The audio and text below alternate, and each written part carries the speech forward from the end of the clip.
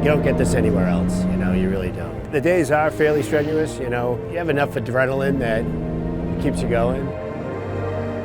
You have 400, 450 cars, which is 800, 900 driver, co-drivers, crews of a couple of thousand, driving in a civilized country on country roads.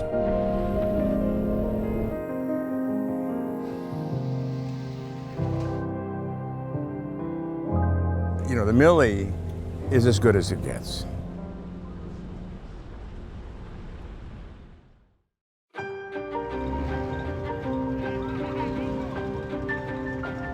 Well, my co-driver is Kent Jones on this. I met Kent in 1994. We talked about doing this back then, and unfortunately we didn't, but here we are now, and glad we're doing it, and he's a great teammate, you know. And eventually, when I finally decided, I said, all right, we're going to do this.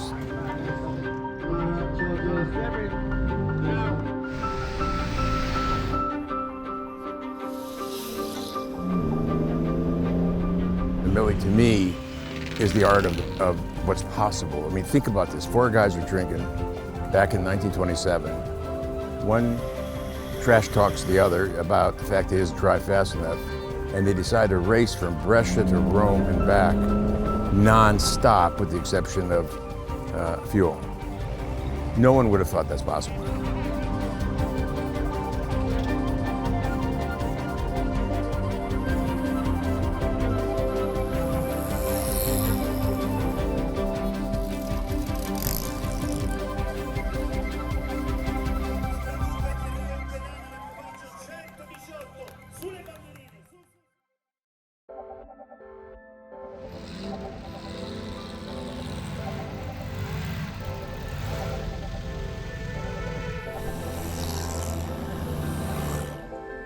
Of course, these cars, they need constant work. People think that, oh, you can buy one, drive it on a Mille, and everything's gonna be okay. Well, you're driving a car that's 75 years old, 12 hours a day, 300 miles, 400 miles, hot weather, different kinds of roads, different kinds of conditions ranging from 95 degrees, Fahrenheit down to 50. Some with sun, some with rain, some with hail the size of golf balls. Well, I bought that car in 17. It blew up in 18. So it was recently redone and repainted back to its original color.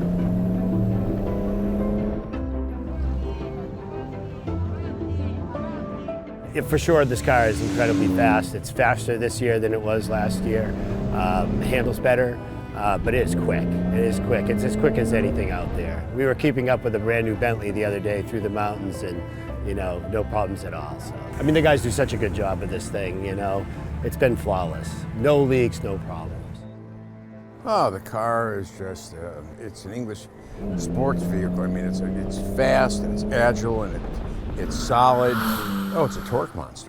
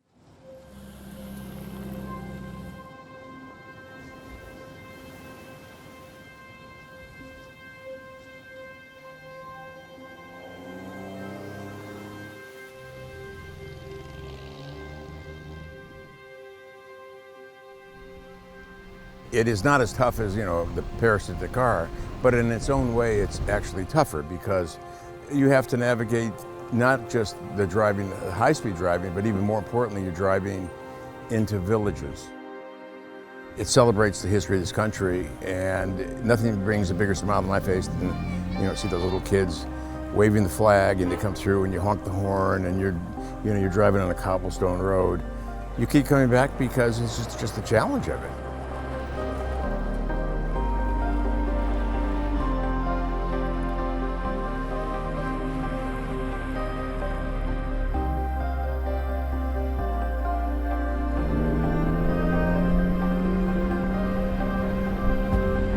No, the driving's awesome.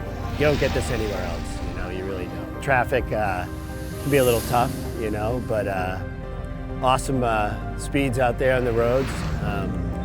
The regularities have been good, you know. I think Jeff and I have been doing a great job at that. You know, honestly, the country roads, you know, the head-on, you know, lane splitting isn't my favorite. You have to do it, but you know, the country roads where there's no traffic, by far is the best.